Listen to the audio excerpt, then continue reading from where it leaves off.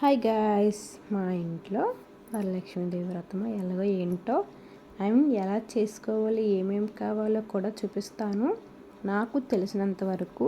So మా అత్తమ్మ చేస్తుంది, సో నేను మీకు ఎక్స్ప్లెయిన్ చేస్తాను. ఫస్ట్ అయితే పైన నేను నార్మల్గా దీపాలు అనేది పెట్టేశాను. సో టైం అయిపోతుంది కదా అని సో పైన అయితే పెట్టేశాను.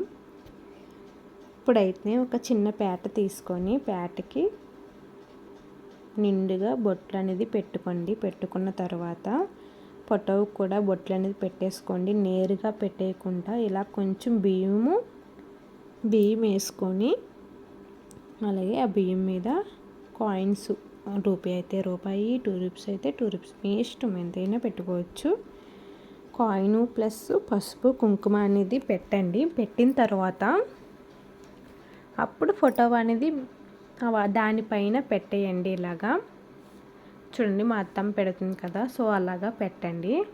పెట్టిన తర్వాత పువ్వులు అనేది అలంకరించేయండి.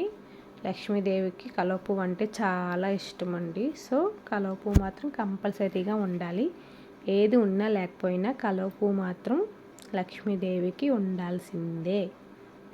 సో పెట్టేసిన తర్వాత మీ దగ్గర ఉన్న పువ్వులంటితోని అమ్మవారి ఫోటోని నిండుగా అలంకరించుకోండి. ఎంత నిండుగా అలంకరించుకుంటే అంత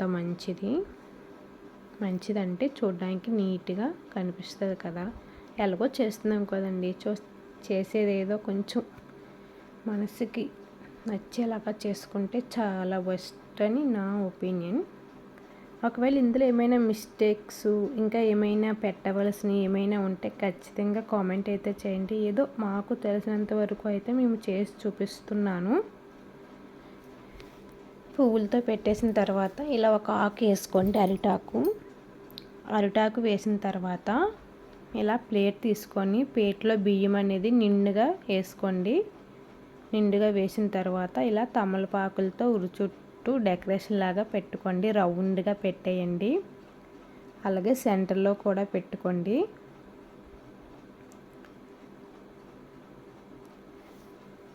సెంటర్లో కూడా పెట్టేసిన తర్వాత సేమ్ రూపాయి కాయిన్ అయినా పర్వాలేదు, 2 రూపీస్ కాయిన్ అయినా పర్వాలేదు, 5 రూపీస్ అయినా పర్వాలేదు, కాయిన్ అనేది పెట్టుకోండి. ఒక కాయిన్, పసుపు కుంకుమ ఇవి సెంటర్లో పెట్టిన ఆకు మీద అనేది పెట్టుకోండి.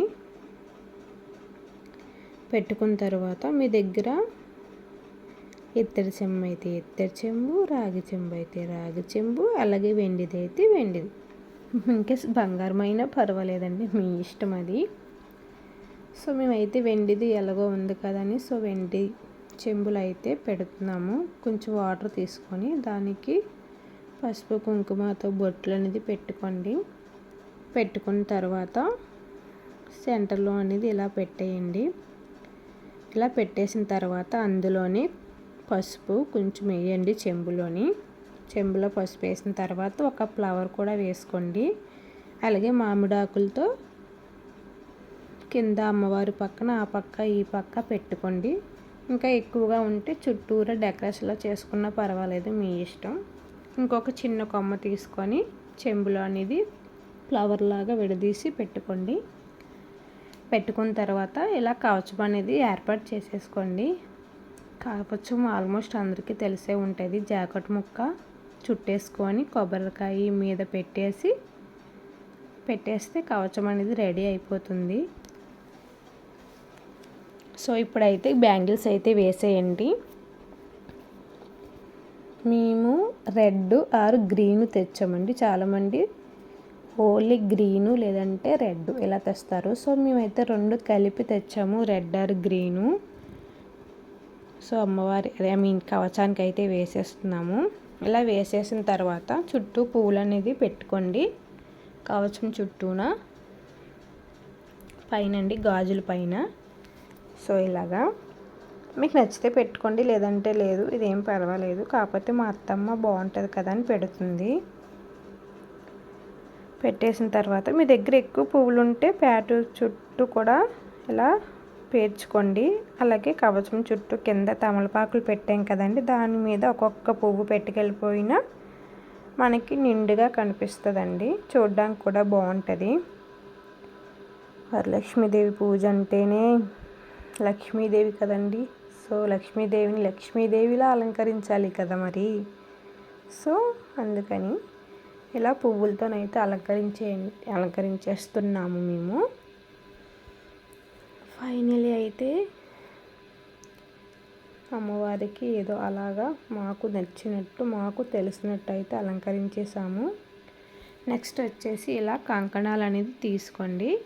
యాక్చువల్లీ ఇక్కడ కాస్ వేసుకుంటారండి, ఐ మీన్ బంగారం కొని వేసుకుంటారు కదా. సో మేము ఇప్పుడు చాలా కొంచెం టైట్ పొజిషన్లో ఉంది. సో అందుకని మేము పసుకొమ్మ అనేది కట్టి వేసుకుంటున్నాము. మీ దగ్గర కాసు ఉంటే కాసు వేసుకోవచ్చు, లేదు అంటే పాత బంగారం ఉంటుంది కదండి. సో అదేమో పాలల్లో ముంచేసి ఇలా అమ్మవారికి కవచానికి అనేది వేసుకోవచ్చు, ఎలా అయినా పర్వాలేదు. కాసే ఉండాలని రూల్ ఏం లేదండి. కాసు లేనిచో కొనలేని పరిస్థితిలో కొనలేనప్పుడు కూడా డబ్బులు లేవు అలాంటి టైంలో కూడా పాతవి బంగారం పాలలో ముంచి వేసుకోండి, ఏం కాదు. వేసుకున్న తర్వాత అలాగే చేతికి కూడా కట్టుకుంటాం కదండి, ఒక ఫ్లవరు, ఒక మామిడి కొమ్మ, ఐ మీన్ ఆకు, అలాగే ఇంకొక ఫ్లవరు, సెంటర్లో మామిడి కొమ్మాకు, అటు ఇటు ఫ్లవరు కలిపి ఇలాగా రెడీ చేసుకోండి.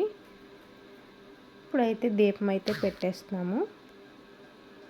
అత్తమ్మ 2 పెట్టారు, నేనైతే 2 పెడుతున్నాను.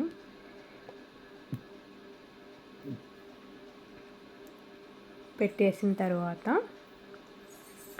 కంకణాలు అనేది కట్టేసుకోండి.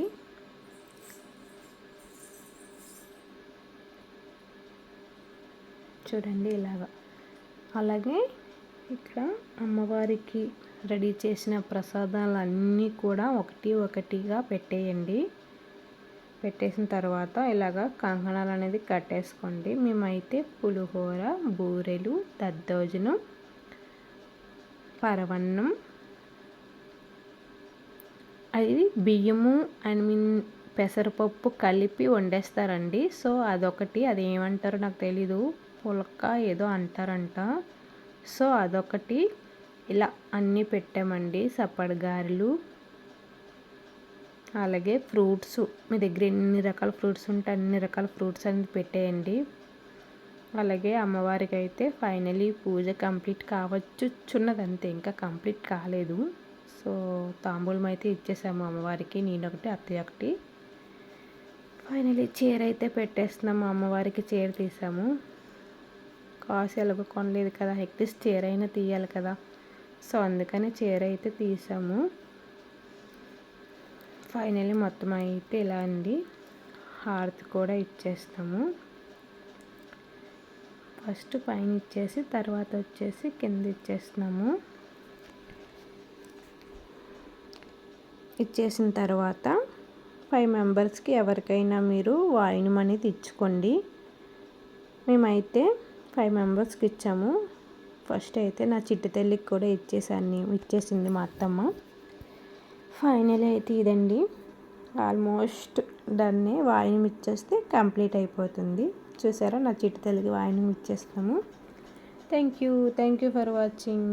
Please subscribe in my channel. ఇందులో ఏమైనా మీకు ఏదైనా ఇలా కాదు అలాగా అనిపిస్తే ఖచ్చితంగా కామెంట్ అయితే చేయండి అబ్బా.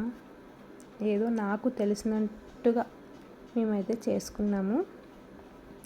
నా చిట్టి తల్లి అయితే వాయినం తీసుకుంది.